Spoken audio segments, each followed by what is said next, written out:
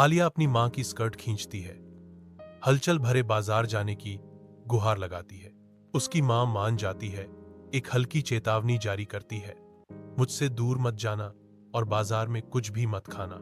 आलिया उत्सुकता से सिर हिलाती है, उसकी आंखें उत्साह से चमक रही हैं। उत्सुकता से सिर हिलाती है, बाजार जीवन से भर जाता है, ध्वनियों का एक सिम्फनी और रंगों का एक बहुरूप दर्शक।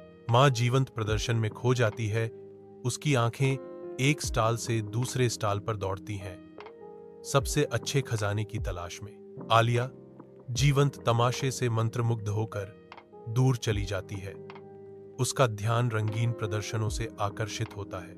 एक आइसक्रीम विक्रेता एक खुशमिजाज घंटी के साथ अपनी उपस्थिति की घोषणा करता है और आलिया आवेगपूर्वक आवाज का अनुसरण करती है। मीठी धुन का पीछा करते हुए उसकी मां की सावधानियां फीकी पड़ जाती हैं। उसका मन अब जमी हुई प्रसन्नता के आकर्षण में खो गया है। जैसे ही शाम ढलती है, बाजार हलचल से गूंज उठता है।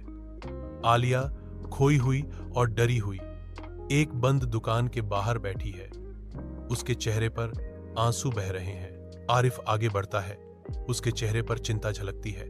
अरे, क्या तुम आलिया नहीं हो? क्या हुआ? आलिया सिसकते हुए अपनी दुर्दशा समझाती है। आरिफ उसके बगल में घुटने टेकता है, सांत्वना और एक वादा पेश करता है, वह उसे घर ले जाएगा। आरिफ आलिया को अपनी साइकिल पर घर ले जाता है।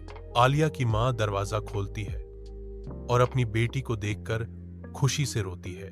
मां अपनी कृतज्ञता व्यक्त करती है, बेटा, अल्लाह आपको खुश रखे, आप आज एक फरिश्ते की तरह आए हैं। आलिया अपनी मां के करीब बैठती है, उनके हाथ कसकर एक दूसरे में बंधे हुए हैं।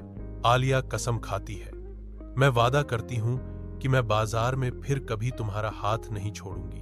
मां राहत के साथ जवाब देती है, मैं खुश हूं कि तुम सुरक्षित हो।